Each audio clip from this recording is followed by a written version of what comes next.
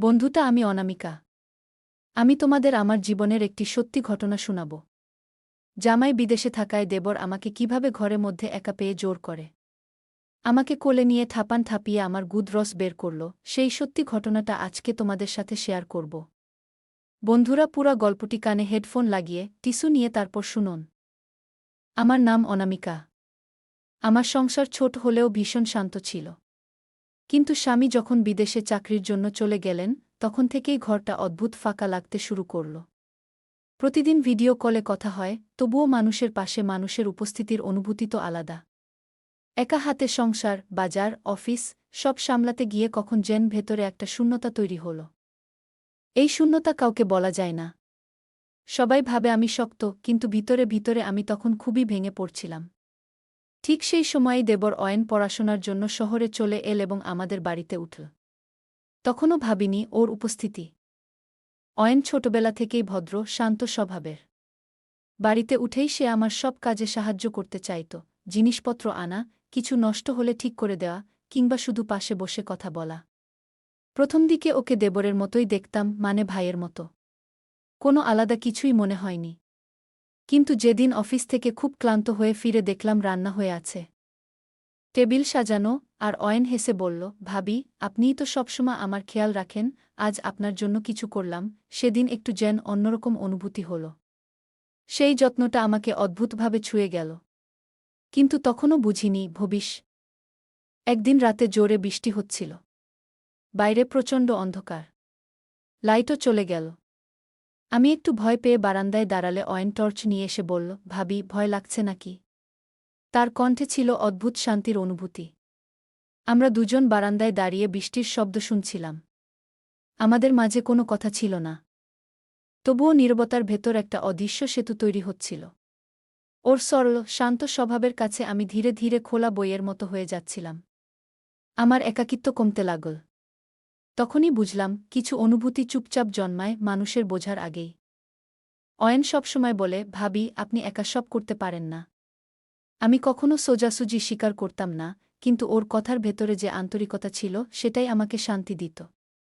আমার অফিসের চাপ, বাজার করা, বাড়ির অসুবিধা, সবকিছু ও নিজের দায়িত্ব মনে করে সামলাত। ধীরে ধীরে আমরা প্রতিদিন সন্ধ্যায় চা খেতে বসা শুরু করলাম। আমি অফিসের কথা বলতাম, আর সে মন দিয়ে শুনত।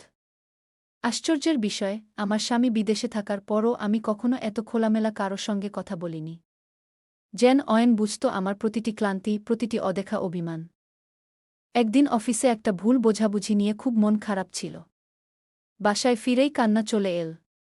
অয়ন হঠাৎ বলে ফেল, ভাবি, আপনি চাইলে সবকিছু আমার সাথে বলতে পারেন। এত সহজভাবে বলা কথাটা আমাকে ভীষণ ছুঁয়ে গেল। অয়ন আমার পাশে বসল, শান্তভাবে বলল যে আমি একা নই। তখনই প্রথম বুঝলাম, ও শুধু দায়িত্ববোধ থেকে আমার যত্ন নিচ্ছে না। কিছু একটা আরও গভীর অনুভূতি জন্ম নিচ্ছে ওর ভেতরে। আর আমার মধ্যেও। কিন্তু সম্পর্ক, সমাজ, আমার স্বামীর প্রতি দায়িত্ব, সব মিলিয়ে নিজেকে আটকে রাখলাম। তবুও মনকে বুঝানো যায় না। আমি নিজেকে দূরে রাখার চেষ্টা শুরু করলাম, কম কথা বলা, প্রয়োজন ছাড়া মুখোমুখি না হওয়া, সন্ধ্যায় চা খাওয়াও বন্ধ করলাম। কিন্তু অয়ন বুঝে ফেল। সে কষ্ট পেয়ে জিজ্ঞেস করল, ভাবি, আমি কি কোনো ভুল করেছি? তার চোখে সত্যিকারের উদ্বেগ দেখলাম। আমি কোনো উত্তর দিতে পারলাম না। নিজের মনকে দমন করতে গিয়ে আরও অস্থির হয়ে উঠলাম। যত দূরে যেতে চাই, ও তত কাছাকাছি এসে দাঁড়ায়, কথা না বলেও। তার শান্ত চোখ, ভরসা দেওয়া স্বভাব, সবকিছু আমাকে প্রতিদিন আরও নরম করে দিচ্ছিল। দূরত্ব বজায় রাখা যেন অসম্ভব হয়ে যাচ্ছিল। এক রাতে অয়ন আমাকে বল, ভাবি, আপনি চাইলে আমি এই বাড়ি ছেড়ে চলে যাব। কিন্তু আপনার কষ্টটা দেখতে পারি না। আমি অবাক হলাম, কারণ সে শুধু তার অনুভূতির কথা বলেনি, আমার অবস্থাটাও বুঝেছে। আমি স্বীকার করলাম, তুমি চলে গেলে আমি আরও একা হয়ে যাব। এই সহজ বাক্যটা বলতেই নিজেকে ভয় লাগল। কিন্তু সত্যি তো, অয়ন আমার জীবনের একাকিত্ব ভরাট করে ফেলেছিল। ও শুনে শুধু বলল, আমি কখনো আপনাকে কোনো ভুল পথে নিয়ে যাব না ভাবি। শুধু আপনাকে ভালো রাখতে চাই। সেই রাতেই প্রথমবার বুঝলাম, এটা শুধু যত্ন নয়, সম্পর্কের মতো এক গভীর বিশ্বাস। আমাদের মধ্যে কোনো অনুচিত কাজ হয়নি, কিন্তু অনুভূতির ভার দিনে দিনে বেড়ে যাচ্ছিল। আমি জানতাম, সমাজ এসব মানে না, পরিবারে ঝড় বয়ে যাবে। তাই নিজেকে কঠোরভাবে বললাম, সব ঠিক করতে হবে। অয়নকে দূরে রাখতে চাইলে ওর ভবিষ্যতের কথা ভাবতে হবে। ওর পড়াশোনা, ক্যারিয়ার, স্বপ্ন এসব কিছু তো দমিয়ে দেওয়ার মতো অনুভূতি আমাদের ছিল না। আমি ওকে পরামর্শ দিলাম অন্যত্র হোস্টেলে থাকতে।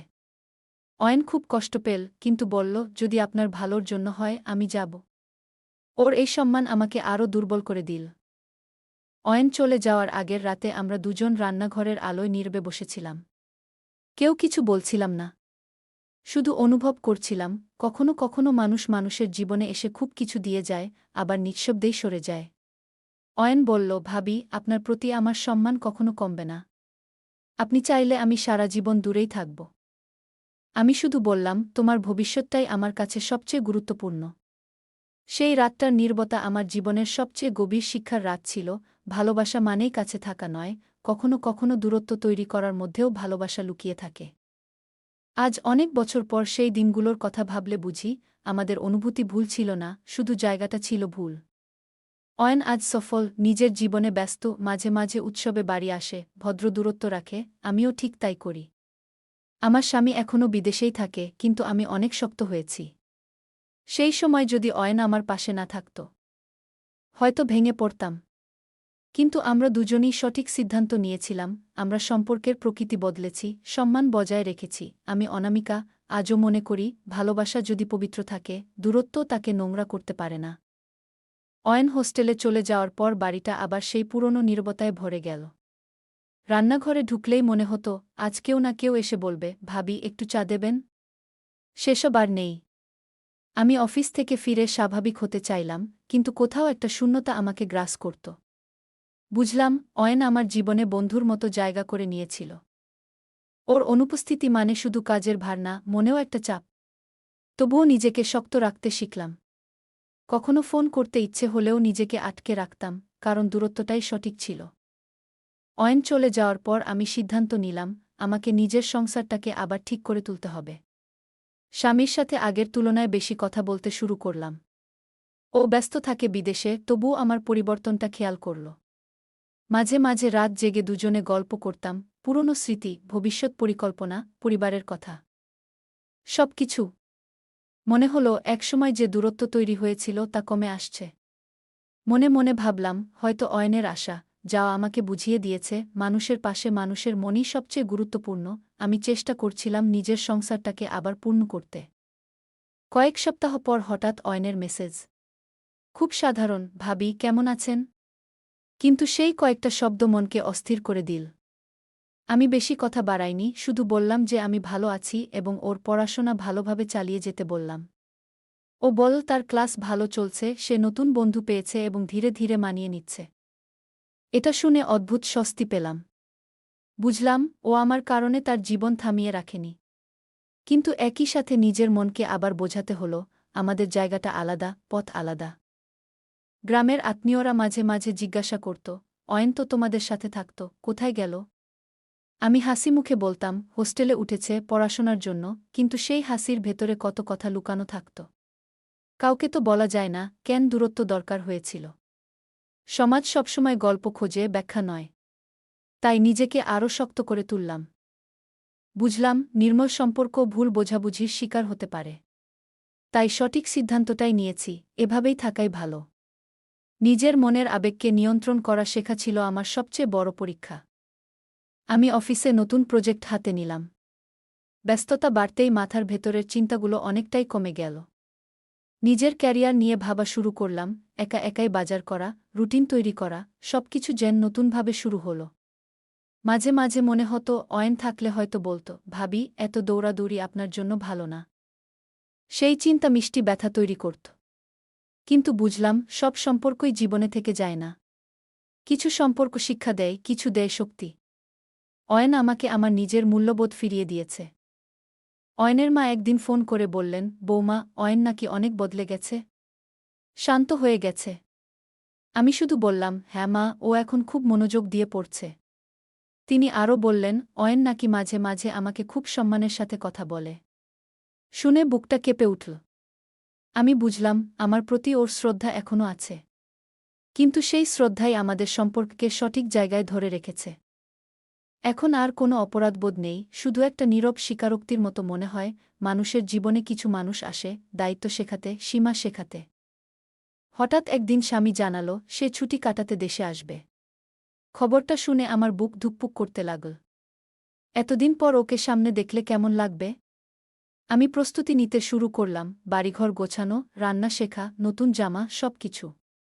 কিন্তু একটা প্রশ্ন মনকে কাটছিল, আমি কি আগের মতো অনুভব করতে পারব? অয়ন চলে যাওয়ার পর যে শূন্যতা ছিল, সেটা কি এখন পূরণ হবে? তবুও ভেবেছিলাম, এটাই তো আমার প্রকৃত জীবনের পথ। আমাকে এই সম্পর্ককেই শক্ত করতে হবে। স্বামী দেশে ফেরার আগের দিন অয়ন হঠাৎ বাড়িতে এল কিছু জিনিস আনতে। আমাকে দেখে হাসল, সেই শান্ত ভদ্র হাসি। বলল, ভাবি, শুনলাম দাদা আসছেন, তাই দেখা করতে এলাম। আমরা কয়েক মিনিট কথা বললাম। ও বলল সে এখন অনেক ভালো আছে।